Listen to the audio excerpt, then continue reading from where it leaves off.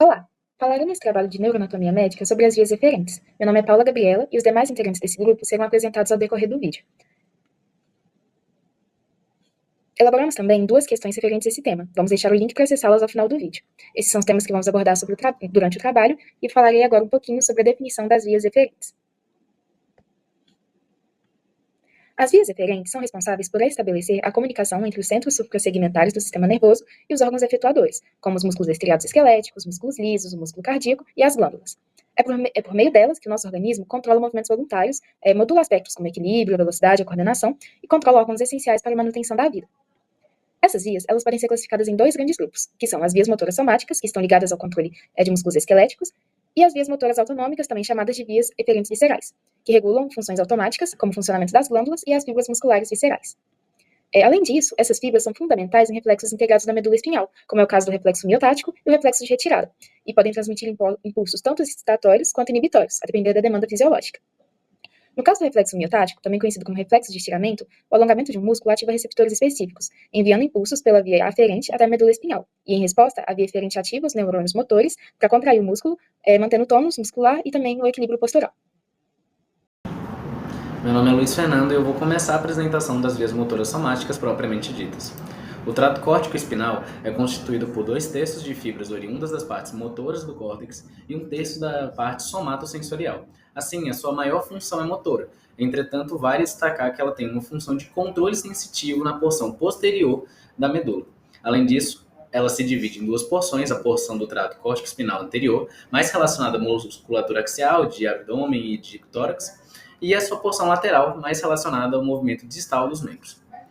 Já o trato córtico-nuclear apresenta diversas semelhanças ao trato córtico-espinal, uma vez que tem também como tarefa principal o controle motor voluntário, dessa vez da cabeça e do pescoço, tendo também atuação no controle sensitivo através do tronco encefálico. A principal diferença entre os dois é a lateralidade de suas fibras. O trato córtico-nuclear apresenta fibras majoritariamente homolaterais, enquanto o trato córtico-espinal, por conta da decussação das pirâmides, realiza uma troca de lado das suas fibras, apresentando mais fibras contralaterais do que homolaterais.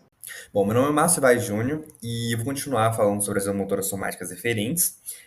A gente tem esses tratos eferentes que se originam no tronco cefálico, que tem relações de controle de motricidade voluntária, de controle automático, reflexos, equilíbrio, postura, e aí a gente começa com o trato rubro-espinhal. Esse trato tem origem no mesencéfalo, ali na região do núcleo rubro, e ele está relacionado com o controle de musculatura dos músculos distais, né, da musculatura distal dos músculos. Temos o trato teto-espinhal, que está ali no teto do mesencéfalo, no colículo superior, e esse trato ele está relacionado com aquela movimentação que acompanha estímulos visuais e sonoros. Então, quando somos estimulados por luz, por um estímulo visual ou um barulho, e movimentamos a cabeça em direção a esse barulho, esse foco de luz, a gente tem aí atuando o trato teto-espinhal. Temos o trato vestíbulo espinhal. Esse trato ele está relacionado, ele tem origem nos núcleos vestibulares do tronco cefálico e ele está relacionado com ajustes de postura e equilíbrio. Então, quando a gente está precisando desse ajuste postural, de manutenção do equilíbrio, a gente está utilizando o trato vestíbulo espinhal. Aqui a gente tem, por último, o trato retículo espinhal. Esse trato retículo espinhal, ele tem origem na formação reticular, no tronco cefálico, e ele está relacionado com a postura ereta, com o movimento que fazemos quando precisamos ficar em pé, com uma postura ereta, porque ele age na musculatura extensora dos membros inferiores. Então, toda vez que precisamos executar esse movimento para ficar em pé, a gente está utilizando o trato retículo espinhal. Aqui a gente tem uma imagem mostrando, né, os diferentes tipos de tratos eferentes, alguns que eu citei aqui, e a gente tem essa relação cortical do córtex com o cerebelo, que faz ajustes finos, né, sobre essa execução dos movimentos e reflexos, e aí a gente mostra essa relação cortical, cerebelar, com os tratos vindo para o neurônio motor, que vai executar essa questão da motricidade, do movimento, do reflexo, do ajuste de postura ou equilíbrio. Bom, era isso que eu tinha para falar. Obrigado. Agora a gente vai falar da organização do movimento voluntário, movimentos oculares e locomoção.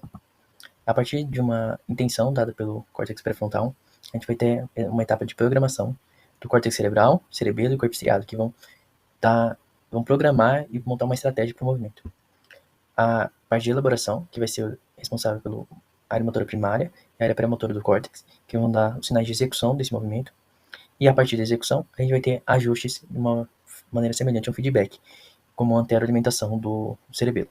Outras vias vão ser associadas também, como emoções, atenção, memória, processamento de informações sensitivas, vão ser todas unidas depois, para serem processadas. Já com movimentos oculares, a gente vai ter dois circuitos principais. Um do vestibular, que a gente olha de maneira oposta ao movimento da cabeça, e ao centro de formação reticular, que vai ter de maneira análoga a uma soma vetorial, no qual, quando a ponte está ativada, o movimento horizontal dos olhos é realizado. E quando o mesencéfalo está ativado, há um movimento vertical. E quando ambos estão ativados, vão ter movimentos oblíquos. E com a locomoção, existe um centro medular que vai conseguir realizar esse movimento de maneira automática, quando não há eferências. De maneira semelhante à respiração ocorre assim também. Quando não há eferências, é de maneira automática. E é isso. Olá, me chamo Marcos Vinícius e agora vamos falar sobre as vias motoras autônomas, ou vias eferentes viscerais. Quando falamos das vias eferentes viscerais, estamos nos referindo ao sistema nervoso autônomo, ou seja, a parte eferente do sistema nervoso visceral. Esse sistema é muito importante para a regulação da homeostase interna, regulação da musculatura lisa, órgãos e glândulas. Esse sistema é gerenciado pelo hipotálamo, por meio de duas vias principais, a via direta e a via indireta. A via direta é conhecida como via hipotálamo-espinhal, na qual o neurônio localizado no hipotálamo faz uma sinapse diretamente com o neurônio pré-ganglionar localizado na medula. Já na via indireta, o neurônio localizado no hipotálamo não faz diretamente essa sinapse. Quem faz essa espécie de intermediador é a formação reticular, por meio do trato retículo-espinhal. Essas fibras eferentes compõem tanto o sistema nervoso simpático quanto parasimpático, mas é claro, possuindo quase sempre funções antagônicas entre si. Essas vias agem por meio de reflexos viscerais, na qual um estímulo ou uma alteração no sistema, na homeostase interna do organismo, gera uma resposta. Essa resposta é levada aos órgãos efetores, às células efetoras, por meio dessas vias, as vias eferentes viscerais, que foram citados anteriormente. Exemplos de reflexos viscerais seria o reflexo emético, ou comumente conhecido como reflexo do vômito, e reflexo cardíaco, ou cardiorregulador. Oi, meu nome é Moretti Martins Nobelo e agora eu irei abordar com vocês os principais aspectos clínicos relacionados a essas vias motoras referentes.